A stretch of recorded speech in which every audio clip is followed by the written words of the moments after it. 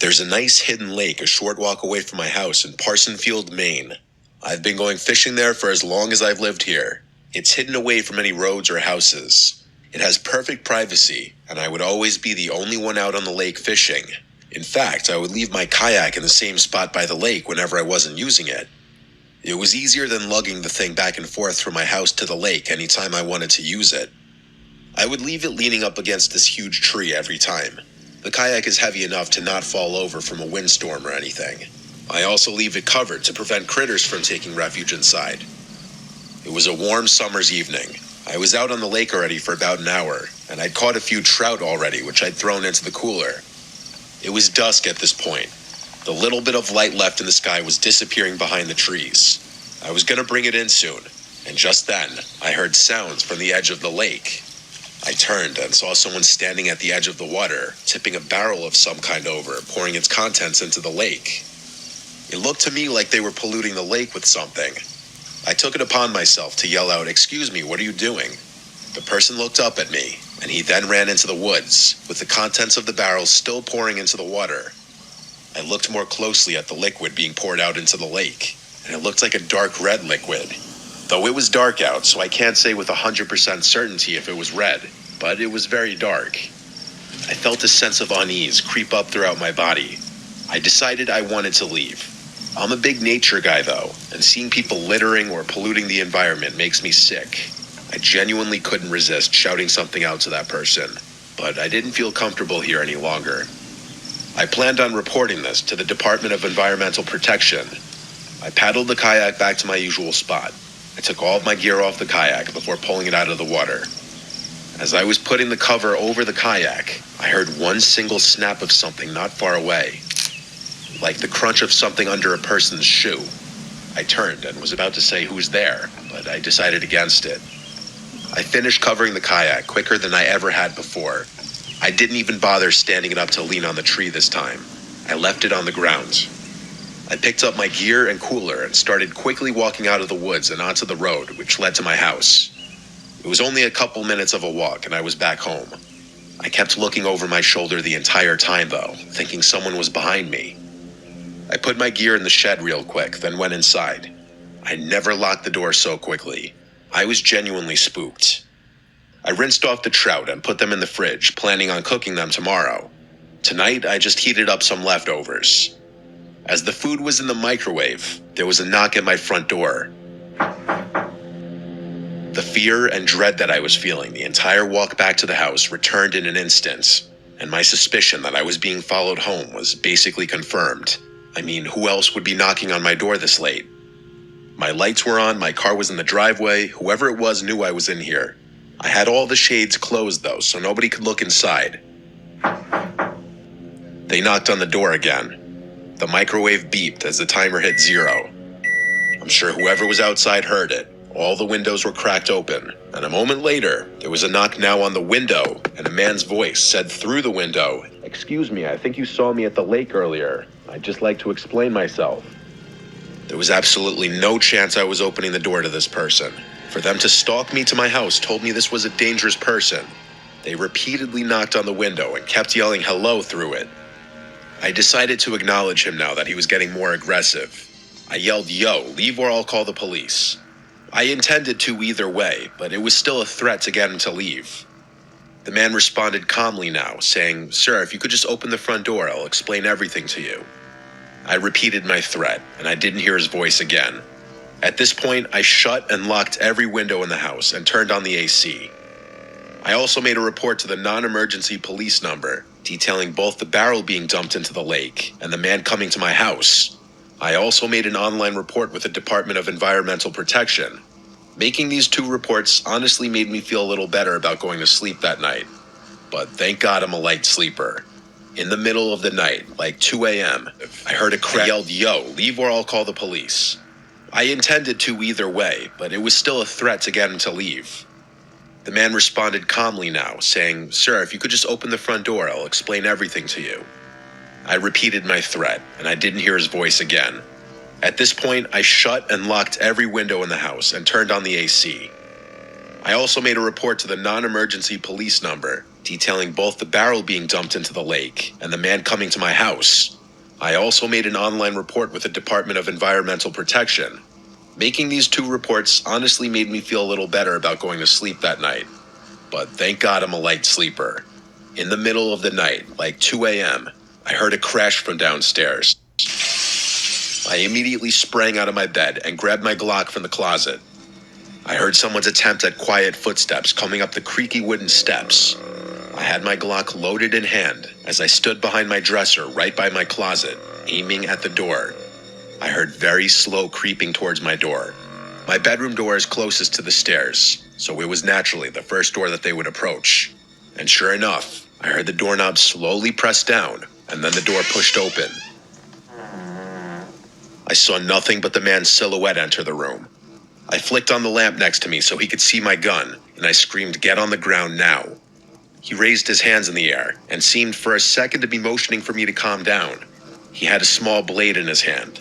I told him to drop it, but then he said calmly, "I'm leaving," and he turned and ran for downstairs. I yelled at him to stop, but he clearly took the chance on me being too afraid to pull the trigger. I heard him leave through the front door. I ran downstairs to lock the front door right away and then call 911. My living room window was shattered. Glass was all over the floor. I kept my sight on that broken window until the police officers showed up. I had to explain that I already made a non-emergency report of what happened earlier. In fear of waiting too long by morning for the barrel to be gone, in the darkness, I went with 2 of the officers who showed up to my house to where I saw that man dumping the barrel into the lake. But after 20 minutes of walking around looking for it, it was gone. The man must have made sure not to leave it behind. I gave my best description of the man to the police for their report. The man was a short, bearded white man with a receding hairline and glasses, wearing a black flannel shirt and black pants. After the police left, I stayed in the living room all night with my gun next to me, watching TV. No way in hell was I going to sleep with a broken window and some nut job out there. At dawn, my brothers came over to help me fix the window. My brother Dale stayed at the house while my other brother and I went to Home Depot to get the window and parts. Dale stayed at the house with me for a few nights till things cooled down. My not-so-wild theory is that the barrel contained human remains, possibly dissolved in some kind of acid. Why else would that man follow me home and then break into my house to potentially murder me? Trust your gut if something feels wrong. I knew if I opened my door to that man, something terrible might have happened to me.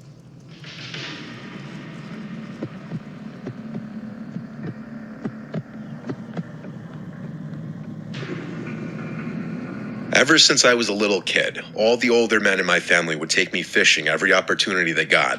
It was like some family ritual.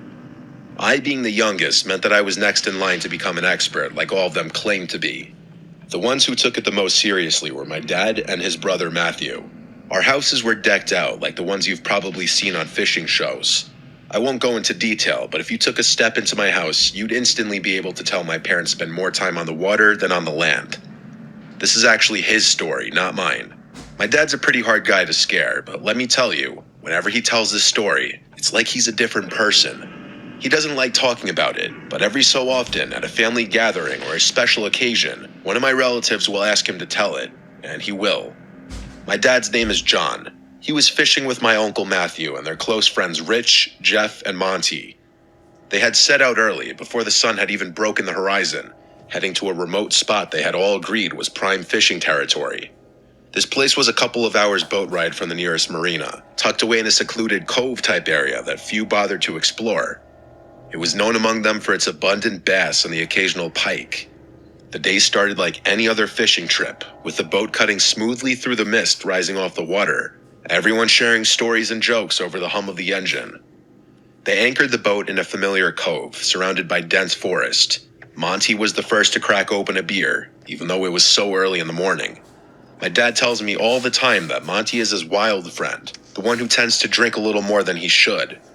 They fished for hours, the only sounds being the occasional splash of a lure hitting the water, and their own laughter. Oh, and the occasional crunch of empty beer cans that they were drinking like water. As the day wore on, they had their fair share of catches, each one sparking a small celebration. As dusk approached, the light began to wane. A dense fog rolled in from the water. My dad describes it as the boat literally being swallowed by fog. Rich, who was the most experienced fisherman of the group, kept saying that he had never seen fog so thick. That's how unnatural it was. Jeff, the jester of the group, was almost as drunk as Monty, both of whom were seemingly unfazed by the fog that had ensnared them. It was starting to get dark. They had originally thought that they could just wait out the fog, but it didn't seem to be going anywhere. My dad and Rich agreed that Matthew should just try to drive the boat out of the cove and into the open ocean, where the fog probably wouldn't be as dense. Matthew agreed, but even though he was typically the most cautious, he only narrowly avoided colliding with the shore. He refused to risk further damage to his prized boat. They reluctantly came to terms with the fact that they'd probably have to spend the night on the boat. My dad made the point that they'd need to tell their families about the situation, and of course, they had drifted into an area of the cove that had no signal. My dad needed to handle some business at work, so neglecting the problem was not an option. He offered to go ashore in search of a signal, and Rich and Jeff said they'd join him. Matthew would stay back to guard the boat and an increasingly inebriated Monty. My dad, Jeff, and Rich made their way over to the shore and jumped out of the boat, only getting slightly wet. My dad made a point of snagging the emergency flares in the boat, just in case they got lost and needed to signal Matthew to come find them. The three of them made their way into the pitch-black woods, lit only by the shine of their phone flashlights. My dad and his friends have all done their fair share of camping, so it wasn't like a forest scared them too much. They began trekking uphill, hoping that higher ground would give them a better chance of finding a signal. My dad always made a point of emphasizing how dark, yet eerily foggy the forest was. You could practically feel yourself slicing through the fog. Just as they were adjusting to the dense atmosphere, a series of strange clicking noises began to permeate the silence, first emerging from directly in front of them, before encircling them completely. These sounds were unlike any forest sounds they were familiar with. It was rhythmic yet erratic, as if someone was tapping out a code meant only for the woods themselves. The distinctiveness of the noise made one thing clear: it was human-made. The realization that they weren't alone hit them like a freight train.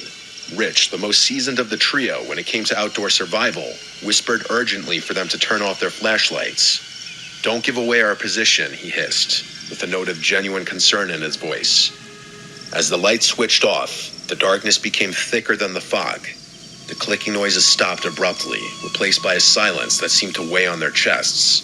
Time lost meaning as they stood there, frozen, unsure of their next move. I'm sure they were all thinking the same thing. The idea that they might have stumbled upon some kind of clandestine gathering or a woods cult was terrifying. Then, as suddenly as it had stopped, the silence was broken by rustling noises, this time much closer. Then silence again, and then a guttural scream echoed through the trees. My rod. I took the rig off and replaced it with the largest hook I had. I let the spool out slowly, my pointer finger feeling the gentle movement of the line. 50 years of fishing experience was going into this one catch. I felt the slight resistance in the line. It had hit something. I moved the line around slowly, hoping I'd be able to snag it on whatever was down there. After about a minute, the line tugged a little harder than was normal. I was snagged. I reeled in slowly, careful not to drop my catch. What I pulled out of the water had me shivering in my boots. I stared at the black 9mm on the end of my line. Those thugs had thrown a gun into the lake. I didn't feel safe anymore. I didn't even bother looking around for the other items. I reeled the gun into my kayak, careful not to touch it, and hightailed it out of there. As soon as I got to dry land, I called the police. They launched a full investigation and recovered several more unsettling things from the lake. I insisted on watching them conduct their search because I needed to know what was at the bottom of that lake. They found a keychain with like 7 keys on it and a bunch of old foreign coins from different countries wrapped in a cloth. The most eerie thing they found, though, was a locket. It was waterlogged, so the pictures inside were faded and unintelligible. The police told me they'd contact me if they ever connected these dots to some kind of crime. They never called me, though. But the story didn't end there.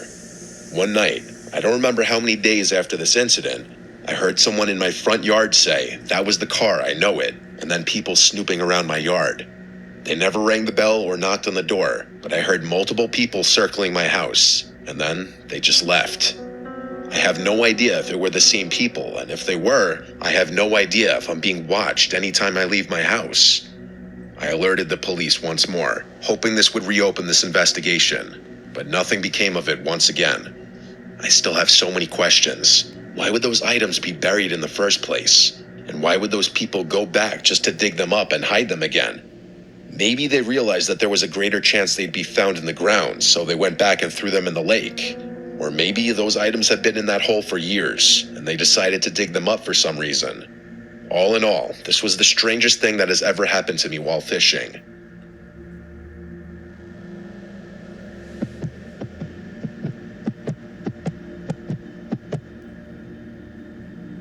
Throughout my life, I would go through phases of different hobbies. I'd pick something that interests me, obsess over it for a year or so, and then find something new to keep myself entertained. During the summer of 2022, I was big into fishing. About an hour's drive away is a shore house my family has owned for decades that's on the water with a lagoon and small Boston whaler. My friends and I would take frequent trips there to fish and just chill. It was the following October after summer when my two friends Kevin and Arian decided to hit the shore house for a weekend to try to catch some striper, as they're abundant during the fall months. Kevin was an avid fisherman, which was a big reason why I got into the whole fishing craze in the first place. Unfortunately, during this time, our boat was out of the water due to maintenance, so we'd have to fish off the beach and piers. This was no problem though, as Kevin had all the necessary rods and gear to do so. We got together on a Friday afternoon, and I drove us all down. When we got there, we fished during the day off of different piers along the inlet. Night rolled by, and only one of us had caught fish, which was Kevin, of course. It was just a small bass, though, nothing too exciting. Bummed about our luck, we decided to stay up late to fish off the beach during the night. Kevin said he knew a good beach spot about 15 minutes away, which took us down a desolate road with woods on both sides. It opened up into a small gravel parking area, or at least what seemed like one. Kevin said since we'd have to walk a little ways to the spot, we should take everything we need now so we won't have to go back to the car to get anything. We planned on staying up to catch the sunrise, so we packed accordingly. We walked about 5 minutes down this path, which opened up into a massive beach. We set up camp, which consisted of beach chairs, a speaker, and 2 coolers, one filled with ice for fish and one filled with snacks, water, and beers. Kevin brought these massive fishing rods that were ideal for beach fishing, and also rod holders that you would hammer into the sand. He also had these little bells that connect to the tip of the rod to notify you of any movement. We all casted our rods, cracked a couple beers, and played the waiting game. Within 2 hours, each of us had caught decent-sized fish, which definitely lightened our spirits. We were having a great time, music blasting, knowing that no one was around on this deserted beach. Mid-conversation, Arian stopped talking, lowered the music, and jolted his head to the left. He asked if we heard that, to which we replied, "Heard what?" It looked like he was concentrating on something for a second, and then said, "I heard someone yell something." We obviously thought he was hearing things or just joking with us, but he insisted he heard someone yell out something that sounded like a yo or a hey. Either way, it seemed unlikely, given that we were on some hidden beach at like 1 a.m., so he quickly forgot about it, and our conversation resumed. It definitely made us more aware, though. A couple minutes later, right after I cast in a fresh hook, I noticed something out of the corner of my eye. There was something on the beach in the distance, but I couldn't see what exactly. The others noticed it too. As it got closer, we realized what it was. A person walking towards us. We grew silent and turned off the music. He came up to us. It was a middle-aged white man, maybe 40 or 50. He was wearing a dark blue jacket with a hat and hood up. The way he walked up to us was really sketchy, and he had this intimidating look on his face. We said, "What's up?" kind of awkwardly. He just eyed us down for like 10 seconds and then said in a low voice, "What are you boys up to?" It was pretty apparent what we were up to. Kevin said, "We're fishing," and he let out some grunt of acknowledgement and nodded his head. He didn't say a word after that and just stood there looking at us, and then the rods, and then the water. We shot each other looks, thinking he was going to try and rob us. There's no way he could have taken on the 3 of us, though. The bell on one of our rods broke the silence, notifying us that we had potentially hooked a fish. I said we got one, kind of directed at everyone, but mostly that weird guy in hopes that I would get some response out of him like a normal person. I walked over to the rods and reeled in a small striper. When I went back to unhook the fish, that man had turned around and left. We watched as his dark silhouette faded away into the night. We made sure that we had all of our belongings, then sat and just talked about how odd that encounter was. He left without harming us, though, so we concluded that he was just some weird man who is now thankfully out of our business. We kept the music off just to be cautious and cracked a few more beers as our conversation transitioned to different topics. At one point, while staring into the horizon, I thought I heard something in the distance. It took me a second to realize what it was, but when I did, my heart dropped. It was a car alarm. I knew it was mine. It was the only car in that lot, and no houses were out there for probably miles. We started panicking and decided to run back to the car, leaving all of our stuff behind. It took us a couple minutes to get there, and when we did, I was completely distraught. My tires had been slashed, and my driver's side window had been shattered. I got on my phone with the police immediately and told them my location and situation. The operator asked if I knew who may have done it, and we said some sketchy guy came up to us as we were fishing. She asked if I knew where he went, and I said no. Just as I said this, we heard rustling in the woods around us. My heart rose into my throat. I felt trapped. We frantically ran like 200 yards down the road and hid in the trees. I told the operator this, and she said to stay hidden and keep quiet. Within 10 minutes, we saw 2 cop cars speed past with their lights on. We ran back to the car and saw 3 officers searching the area. Multiple things had been stolen, including my wallet, some cash that was in the glove box, and the remainder of Kevin's fishing gear. They found a large knife lying on the ground nearby, which they took for fingerprints and evidence. I told them the whole story with my adrenaline still pumping. They said we were smart to run away and hide, as it's very likely this man meant us harm. Those words made me appreciate my life so much more. The officers made us feel safe, and were nice enough to help us pack up the equipment and carry it back. They took down our information and gave us a ride back to the house. We stayed up all night reflecting on what had just happened. That morning, Arian got us a ride up north, and I picked up my car from the shop a few days later. To this day, this is by far the most frightening experience I've ever had. What was supposed to be a normal fishing trip became a terrifying ordeal that cost me hundreds of dollars worth of damages. I never got a call back from the police, meaning that guy is probably still out there. Needless to say, I gave up fishing as a hobby and haven't touched it since.